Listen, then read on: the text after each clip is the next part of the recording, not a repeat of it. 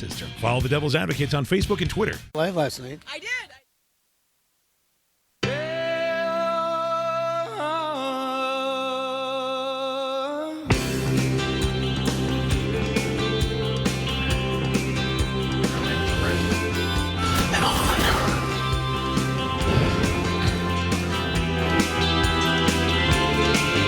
Well, I'm coming face to face with my conscience.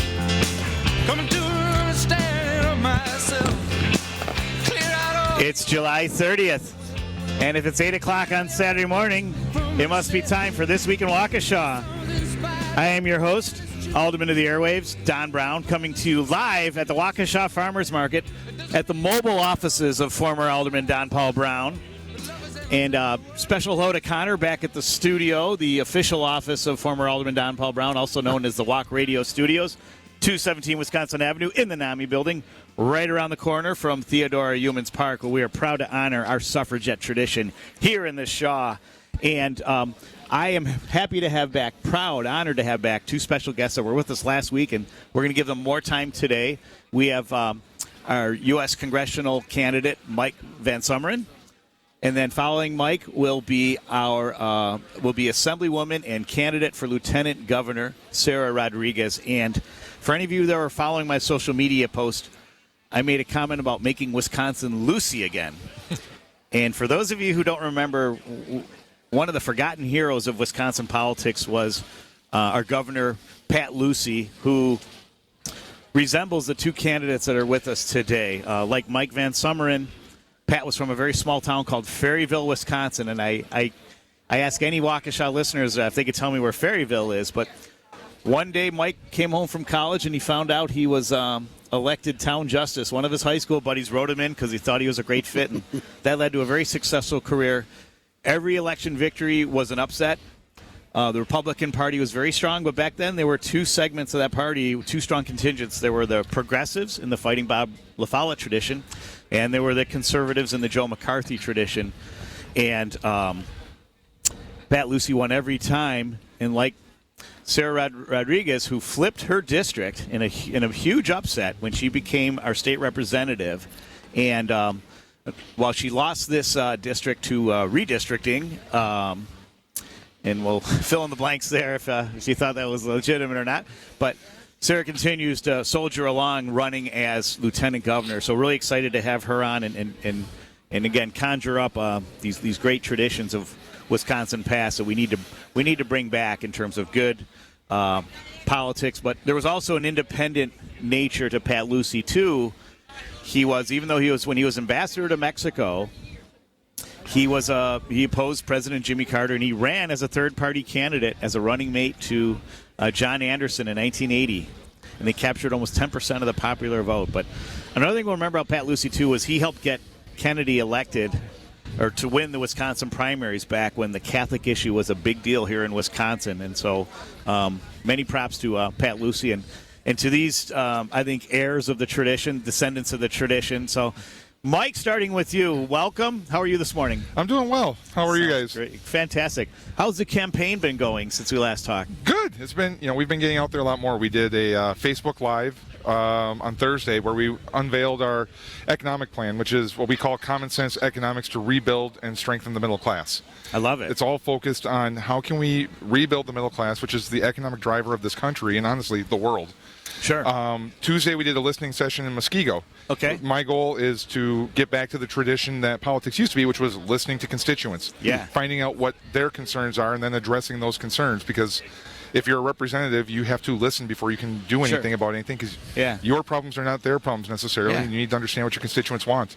Now, let's take a stop here. I'm going to go off the menu a little bit. Now, you were in Muskego, and Muskego, as I recall, is not very blue. No. You went there anyway. Of course. And I love that. Tell us more about it. What's the reaction like? The reaction was good. There are Dems everywhere. Sure. And I think a lot of us, especially in Waukesha County, tend to speak in a little more hushed tones than we need to. But when I do these listening sessions, my goal is to get people that disagree with me. I don't want to just be in an echo chamber. I want to hear from the people that disagree. So if anybody listening to this, if you disagree with me, or if you have friends or neighbors that disagree, send them links. Let's get out there in front of each other and let's talk, because I reach agreement with a lot of people on a lot of issues. Of course, we're going to disagree on some sticking points, but if we keep living in our silos, we're not going to get ahead. Yeah, thank you so much for that, too. And I also want to put that out there, too, is we do want to have candidates from the GOP and other parties and other schools of thought here on the show. And so we welcome anybody. Call us on the show or get in touch with me. Would love to. We want to have differing views here. But what's been great about Mike and Sarah is they've been very accessible and very grateful for that, especially because they're running for higher level offices. So Mike, when I was on the council, one of my first assignments was the Community Development Block Grant Committee, it gave local governments a chance to take federal funding and put it towards key projects.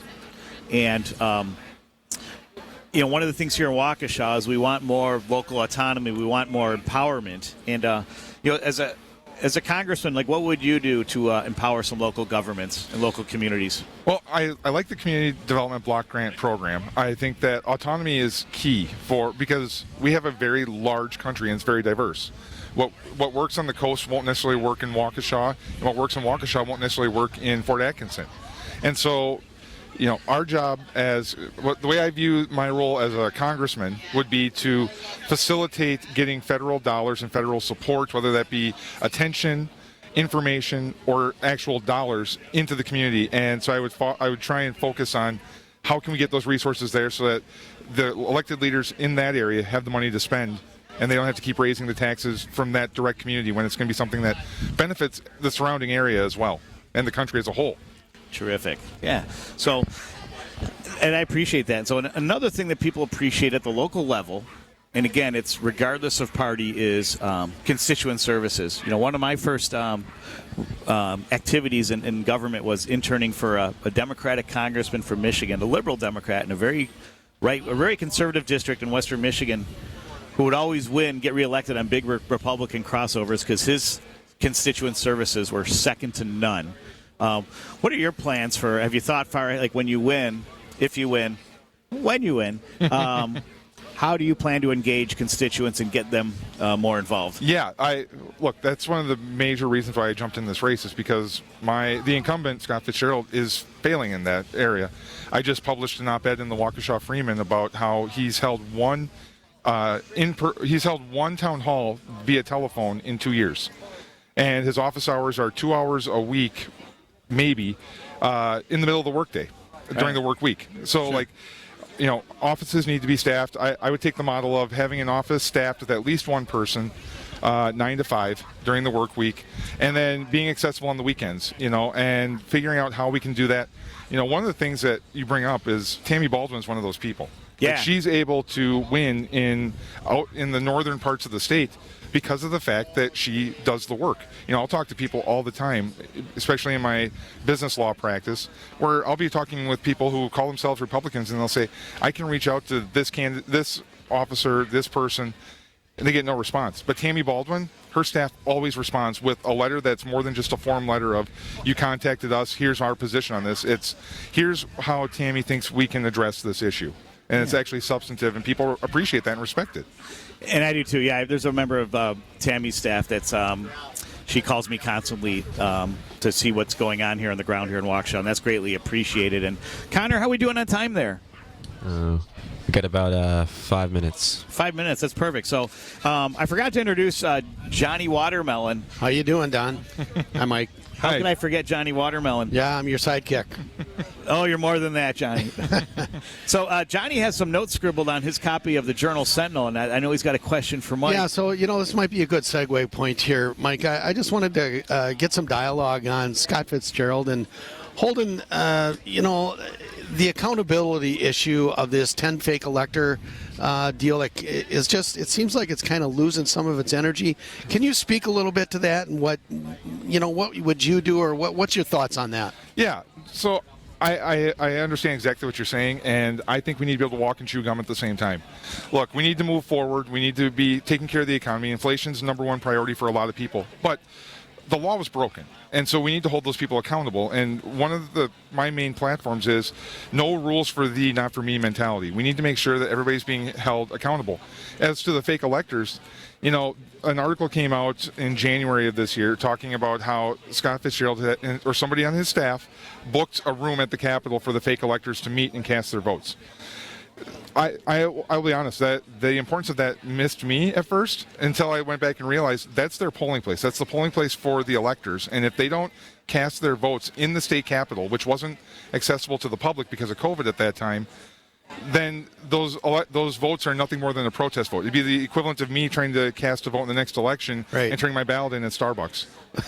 Yeah. Sure. And so his role in that is critically important. Without him booking that room, we don't have fake electors from Wisconsin that could even potentially be valid. Yeah. And so, you know, to the extent that the law is broken, you know, we need to go through due process. There needs to be an investigation. Needs to be all of the court proceedings and everything else. But if it's found that he broke the law, he should be punished, just like everybody should. If you break the law, you should be punished. No one's above the law here. Yep. Exactly. Okay. Yep, at any level. So appreciate that. And Johnny raised a good point, is early voting has begun. And when does it go till? I have Alicia Halbensleben, our alderperson from the downtown here. What time does that go till? The Friday before election. Next Friday then, yeah. So please, for all of you, with everything that's going on, one thing that you do have available to you is the opportunity to vote early. So come downtown to City Hall. And if you voted for somebody who's dropped out of the race, you can change your ballot. Excellent point. If you voted in the Senate race for one of these candidates that dropped out, you can come back and change your vote. I didn't know that, so I'm glad. Thank you for making that aware. But please stop by. They have an excellent crew at the city clerk's office. Tell Rachel Don Brown said hi. She's part of a great crew run by Gina Kozlik, our city clerk. And there is high integrity in the way our elections are run. And I can tell you from my own personal experience. So, anywho, so back to Mike. How do we encourage participation from our constituents? And are we getting their break here, Connor? Yeah, we are. All right. So, hey, you're going to listen to Hot House Flowers, my good friends from Ireland with Give It Up. And when Mike comes back, we're going to give him a little time to chew on this. He's going to talk about how we encourage greater participation in our government. Don't go away. This Week in Waukesha continues here at the Farmers Market.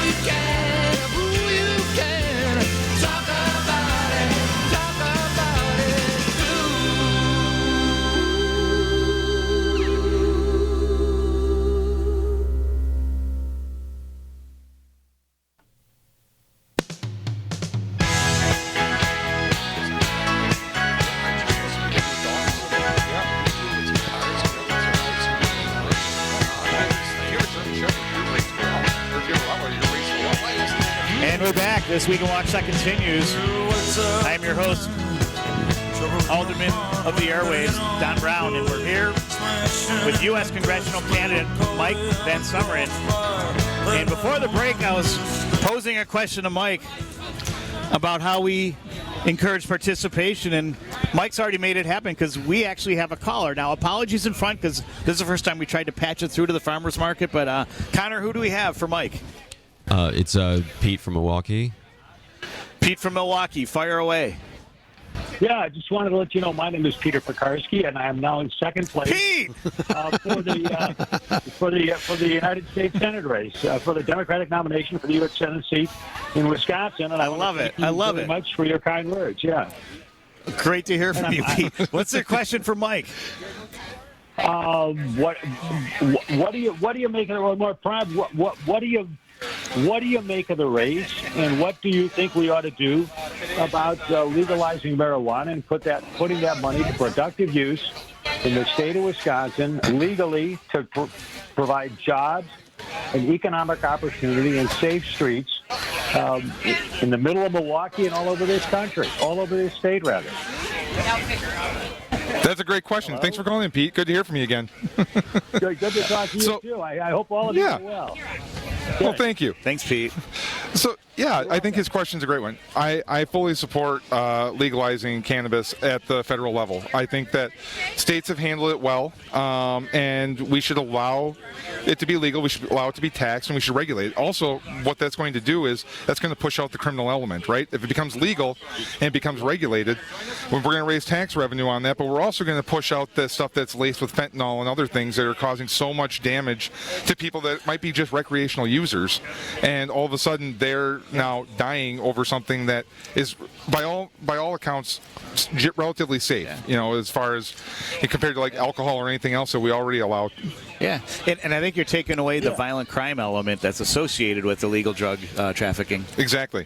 And allows us, we take that money and put it into rehab centers and things like that for harder drugs, the heroines and things like that. Like, it would be a revenue source that would help us address the problem overall. Yeah, absolutely. So, well, good. So, hey, Pete. Yeah, Don, how are you? I'm fantastic. So, hey, thanks for the call. We just have a few minutes here with Mike. So, but call in when Sarah comes on if you got a question for her. Okay. So don't go away. She'll be on she'll be on after 8:30. So give us another call. Okay. Thanks so much, Pete. And yes, we're pulling for you now that the race is dinner. So you got it. So, Mike, how do you encourage participation? I think by being actually open to listening and trying to get stuff done. I'm not trying to get my point across. What I'm trying to do is hear what other people say and then explain why I think what I'm presenting actually addresses the problem that they've got. And if not, I want to know why I'm falling short, and actually listening and engaging. I think that's where we miss it a lot. We're thinking so much about what we're going to say next versus hearing what people are telling us, and so we miss the forest for the trees in that regard. And a lot of people just get turned off. Yeah. And, seeing stuff get done. Congress in the past 2 weeks, 3 weeks, has gotten a lot done that the majority of Americans want. And people should be paying attention to that because for so long we've had so much apathy because it seems like nothing gets done, especially at the federal level. And things are actually happening now, and we should be paying attention and celebrating it and running on that record. I mean, that's a big win because I think we finally got Manchin to side with this new bill that's got you referring to, right? Yeah. And we codified contraception. We passed the bill in the House to codify contraception. We passed the bill in the House to codify marriage equality, and the ability to cross state lines if a state bans abortion. Like, those are all big things as well that the majority of Americans want. Yeah. So, and along that same line, how do we change the conversation? How do we address this narrative of disinformation that we're still competing with? I saw one of my friends walk by who happens to be, he's conservative and that's fine, but he believes a lot of this disinformation about the election and about some of these other things. How do we fight disinformation with facts? Sure. And that's a really good question. That's what makes it difficult about dealing with accountability versus moving forward, right? Like, part of us wants to just put it in the past, look forward, but we have to hold these folks accountable. And I think the January 6th committee is doing exactly what they should be doing. And for us, we should be saying, like, look, I get that you might be frustrated about the presidential election. We've got another election coming up in a couple of months now, the midterms. Congress is really where the power sits. I know we put the president on a pedestal and blame the presidential office for a lot, but Congress is where our power really lies as citizens, and we need to start focusing on that, holding those folks accountable too. Yeah, absolutely. So, and speaking of accountability too, again, in the Pat Lucey tradition, there was yes, he was loyal to his party, but he was also a fierce independent, and he challenged his party, even at the very top. What's the independent Mike Van Sumeren that voters should know about that you stand alone on? Sure. I think one of my things is I'm not interested in raising taxes at this time. And usually when you talk economics, the first thing you talk about is raising taxes on the wealthy. I think we have a bigger problem with the very wealthy, I call them the super wealthy and the mega corporations, evading taxes. They already owe it, they're just not paying it because they don't think they're going to get caught. Because we have a government that doesn't work right now because it's understaffed or underfunded or a variety of those two things. So my goal is to pull in that $600 billion to $1 trillion a year that we're leaving on the table in taxes that should be collected. I'm also a supporter of the Second Amendment, but I think along with just about every other reasonable gun owner I know, that reasonable gun regulations, gun safety laws are very important to protecting our right to own guns ourselves. And so I support people owning guns.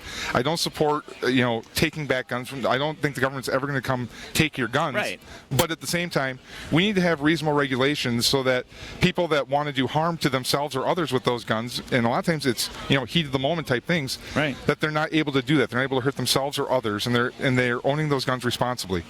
Yeah, excellent point. So, Connor, how are we doing on time, friend? We got about a minute left. About a minute left. Okay. The minute we have, Mike, what's your final message out here? I know because you don't have any competition in the primary, right? So you could, but in this time that you have, what's the message you have for Waukesha residents and Wisconsin people in general about you? Well, about me is I am all about making sure that we actually go out there and fight the fight. And I wouldn't run this if I didn't think we could win. It's a winnable race, but people need to buy in. They need to get out. And they need to talk politics so that we can find that agreement and find out, move this country forward. Because a lot of times we just assume that because you're one party or the other, that you don't share a belief with me. And that's not true. Mm-hmm. And so we need to start reaching across to each other, talk politics with our neighbors, and figure out where that common ground is, and then know that this race can be and will be won. Mike, how do people get a hold of you? They can go to my website, MikeVanSumeren.com. I'm also on Facebook, Twitter, TikTok. And we're now connected on LinkedIn. So, yes, we are. And I'm on LinkedIn as well. Yeah. So I'm all the social medias. Email me, call me. Sounds great. Somebody will answer. Fantastic. Mike, thanks again for joining us. Enjoy the farmers market. Good Thank you, luck with Mike. the campaign. Thank you. We hope to have you on again in the future. Sounds great. So thank you so much. Best of luck. Thanks. Hey, stick around. Sarah Rodriguez, candidate for Lieutenant Governor, is on next as This Week in Waukesha continues. Do not go away. Badlands. Come on, Johnny. Sing it with me.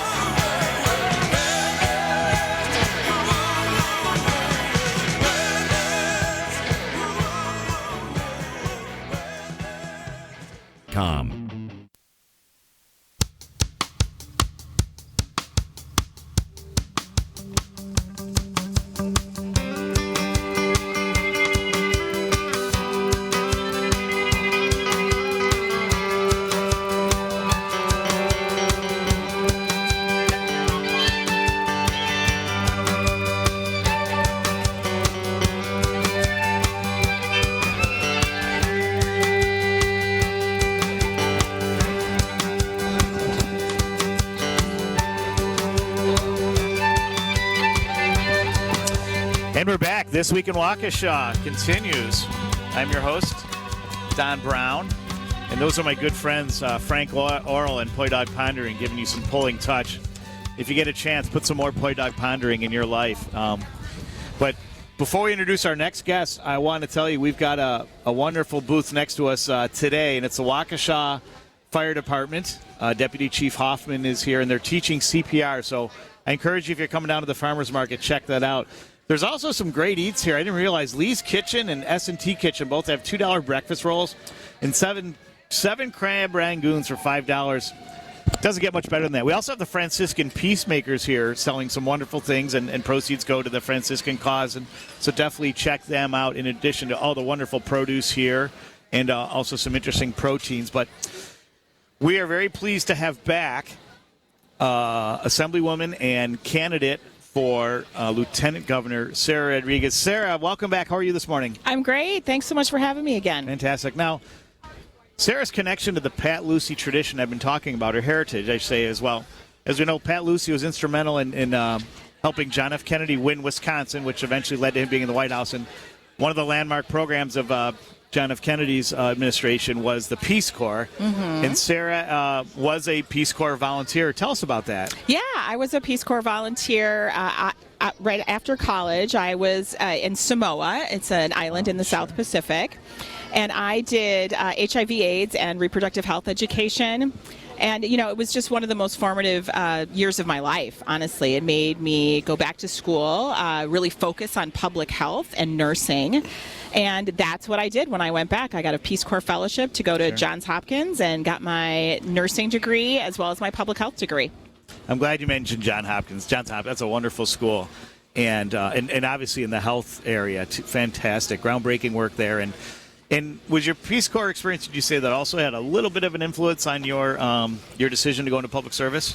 Absolutely. I have really just dedicated my life to public service and volunteerism in general. And so Peace Corps really pushed me, to even expand that further and making sure that whatever position I held or whatever I was doing, that I was serving the public, serving my community to make sure that I would make just a tiny bit of difference in what's going on. Sure. Well, speaking of a tiny bit of difference, the other link to the Pat Lucey legacy of winning a lot of upset elections was that you flipped what we could safely say was a red district when you won the assembly seat in 2020, I believe the year was, correct? Yeah, so I won in 2020. So the district was District 13, and it's the western suburbs of Milwaukee. And yeah, I flipped that traditionally red district from red to blue. And there's a lot of reasons for that. Number one is people are looking for a different message. People are looking for a different pathway forward in terms of the leadership for the state. And they really wanted to have somebody different within the assembly to make sure that they were representing their voices. Sure, terrific. Thank you. So, what is your approach, or what has been your approach to constituent services as a member of the state assembly, and how do you plan on expanding that, shall we say, program as lieutenant governor?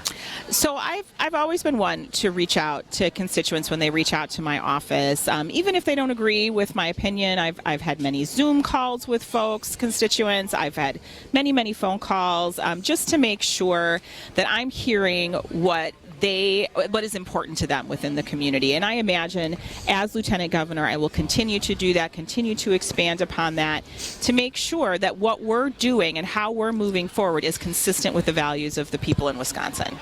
That's terrific, yeah. And so it leads to another point, too, at the local level is one of my colleagues when I was on the council, who's still on, very outspoken about his conservative politics, about his lifetime Republican, but he admits what helped his small business tremendously during COVID were these grants he got from the state of Wisconsin, and those were a tremendous shot in the arm for him, and he gives props to that. What would you like to see happen at the state level to support local communities? So one of the things I want to say is that, Wisconsin and Governor Evers was number one in the entire country in getting dollars, that COVID money out to businesses to make sure that they could be solvent. And so we really need to give congratulations to him for making sure that he got that money out quickly, and it was able to make sure that those businesses could stay afloat.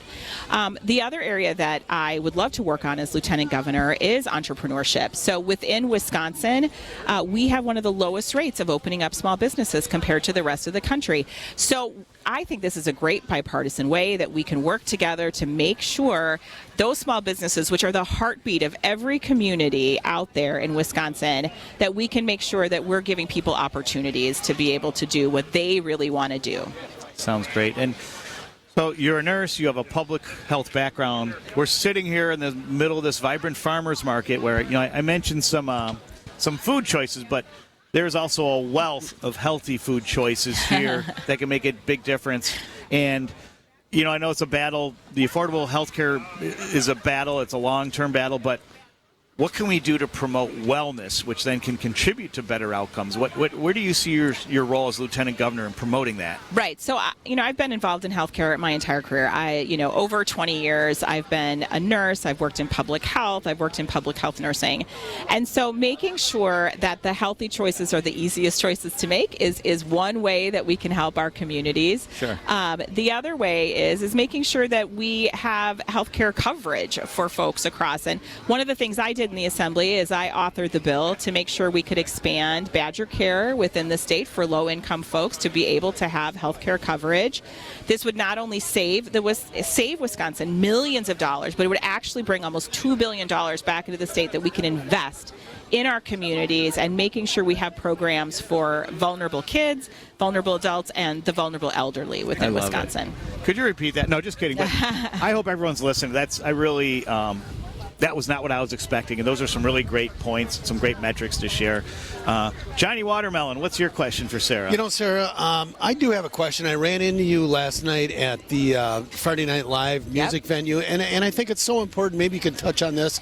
Coming from a health background, you know, you got to unplug once in a while and kind of, you know, let the anxiety out.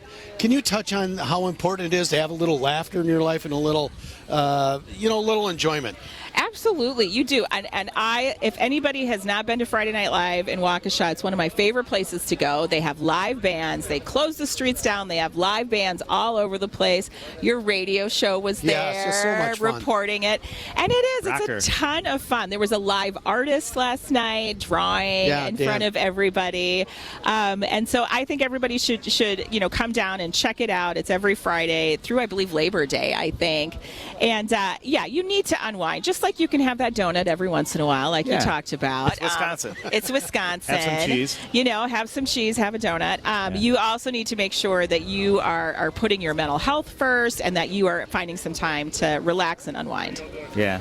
Hey, and speaking of Wisconsin life, I want a big shout out to Tally's. We were there with my extended family for a nice fish fry last night. And the week before, we got carry-out fish fry from Albanese's Roadhouse, closer to where I live. And Joe Albanese is going to be on the show in September to celebrate the restaurant's 40th anniversary. So excited to have Joe on.